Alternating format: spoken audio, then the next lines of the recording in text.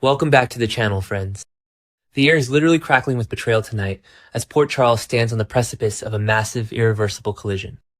The board is set, the knives are out, and the impossible choices facing everyone involved are about to detonate everything they hold dear. Let's dive right into the absolute madness of Thursday's upcoming episode.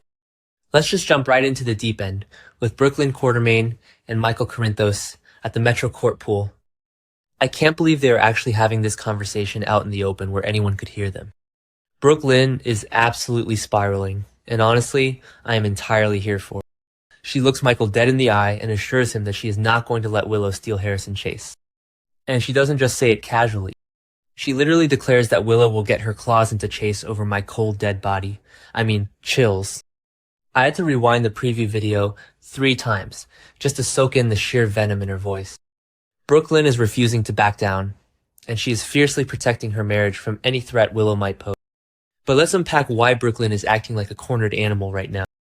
We all know she is carrying the massive radioactive secret that she's the one who actually fled the scene of Jordan Ashford's crash, and she actively framed Willow for it. So her aggressive stance against Willow isn't just about jealousy over Chase's lingering hero complex. It is pure, unadulterated guilt and paranoia. She knows that if Chase ever finds out she doctored that GPS trip log with Brick's help, their marriage is completely over. So she is projecting all of that terror into this fierce, territorial defense. And wait, I am getting ahead of myself, but can we talk about the absolute bombshell that Willow might be divorcing Drew Kane? Like, what? Am I the only one screaming at my screen right now? We just saw Drew make a miraculous recovery from his locked-in state, survive being pushed into the lake by Nina, and corner Willow in their dark house, promising a terrifying revenge. If Willow is initiating a divorce now, she is either desperately trying to sever ties before Drew can legally destroy her, or she thinks she has enough leverage from Jack Brennan's missing black box to walk away clean. But divorcing Drew doesn't change a single thing for Brooklyn. In fact, a single, vulnerable Willow is Brooklyn's absolute worst nightmare when it comes to Chase. Michael is sitting there at the pool absorbing all of this, and you just know the gears in his head are turning. I'm sorry, but Michael is being so incredibly manipulative right now. He is currently dating Jacinda, who we know is getting deeply frustrated with his endless obsession with his ex-wife, yet Michael is still playing this massive long game against Willow. He wants full custody of Wiley and Amelia, and he knows that pushing Willow and Chase into a scandalous affair is the perfect way to prove Willow is an unfit mother. So he is sitting there, listening to Brooklyn's desperate declarations, and probably figuring out exactly how to weaponize her paranoia to serve his own custody agenda. It is ruthless, and I kinda love watching his dark side come. Okay, back to the point, because we need to talk about the corporate bloodbath happening over at Deception. Tracy Quartermaine is having a cozy little catch-up session with Stella Henry, and she is dropping heavy hints about a brand new plan. And of course, because this is Tracy we are talking about, torturing Lucy Coe is considered a massive perk of the. I have loved Tracy since the 90s, and her relentless drive to crush her enemies is just legendary. She is absolutely livid that Willow got that 16th seat on the hospital board, so she is taking all that aggressive energy and channeling it directly into destroying Lucy and taking total control of Deception. But Lucy Coe is a survivor, and she is not going down without a spectacular fight. Enter Serena Baldwin. Kelly Kruger is officially stepping into the role, and I am so incredibly hyped for this. Serena is demanding answers, questioning Lucy about her mysterious motives and why she was suddenly summoned back to Port Charles. Lucy finally admits the truth. She desperately needs backup at Deception. With Maxie permanently off in Australia with Spinelli, Lucy has been drowning in this corporate war against Tracy and Michael. Serena has that fierce Scott Baldwin DNA, and she is exactly the heavy hitter Lucy needs to level the playing field. The spoilers say Tracy is going to face a massive shocker on Thursday, and I guarantee it is Serena walking into the boardroom ready to go to war. Now, I need to completely shift gears and vent about Ethan Lovett because I am so incredibly frustrated with what the writers are doing here. Just as Ethan and Ava Jerome were kicking off a genuinely spicy, high-stakes romance, his history has to come back and bite him. We all know Ethan has been running this massive scam, breaking into the PCPD to steal cold case evidence, and faking a DNA test to claim he is baby Phoebe's father from a one-night stand with the late Delilah Wilson. Ava figured it out. They had this amazing blackmail turned flirtation dynamic going on, and I was so invested. But no, we can't have nice things. Someone from Ethan's past is popping up, and it is a mysterious business executive named Hudson. Hudson is making his first appearance on Thursday, and his arrival means Ethan has to completely pump the brakes on his romance with Ava and immediately go on the run. Why do they always do this to Ethan?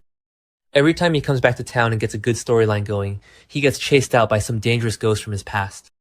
I mean, whoever Hudson is, he clearly knows the truth about Delilah Wilson and who Phoebe's real biological father is. Ethan is terrified, and it breaks my heart that he has to abandon the life he was trying to build just to stay alive. Let's move over to the veterans, because Jason and Anna Devane are finally spending some time catching up. These two have literally been through hell and back over the last few. Jason was tortured in a WSB black site in Jakarta because he took the fall for Rocco shooting Ross Cullum, and Anna was held captive at Windermere for 9 months, gaslit and drugged until her mind fractured. They acknowledge that they have both been through a lot, and it should be this beautiful bonding moment between two legacy characters. But then Anna has to go and ruin it.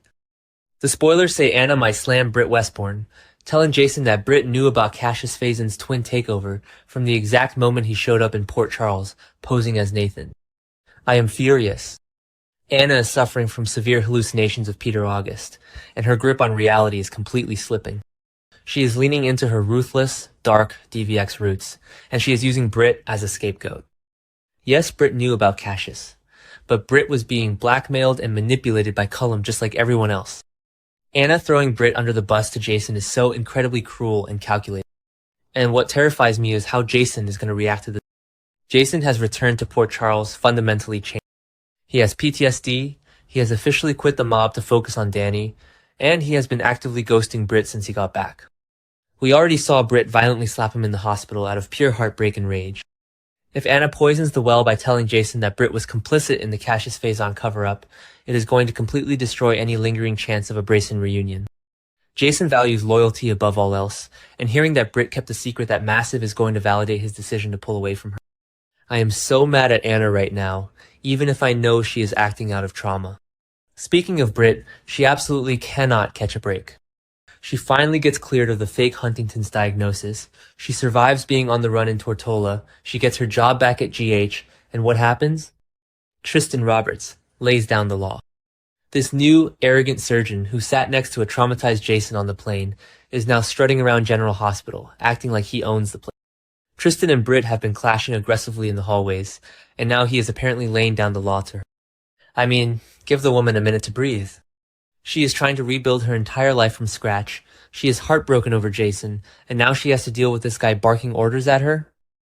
I am firmly on Team Britt here.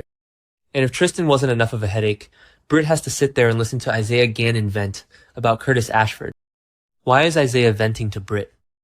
They are probably crossing paths at the hospital, and Isaiah is just unloading all of his anger. Isaiah admits that his absolute goal is to nail Curtis to the wall in court. We all remember Curtis completely losing his mind and punching Isaiah just because Isaiah was feeling Portia's pregnant belly. It was a massive overreaction, and Isaiah suffered a severe hand injury because of it. I honestly feel sick for Curtis right now. His hopes for a 2-year plea deal are fading fast, and he is facing serious prison time. Isaiah is out for blood, launching a massive civil suit and pushing for criminal charges. Curtis just met his newborn son Desmond, and the thought of him going to prison and missing another child's life after missing Trina's entire childhood due to Portia's lies is just tragic.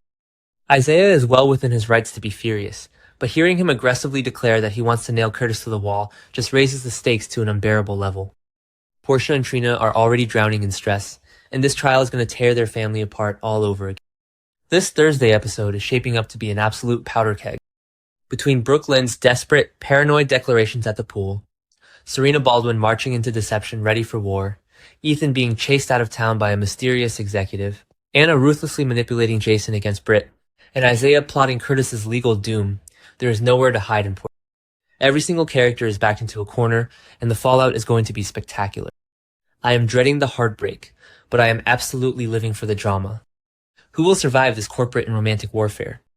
Drop your wildest theories in the comments below, smash that subscribe button, and let's keep the Port Charles conversation going.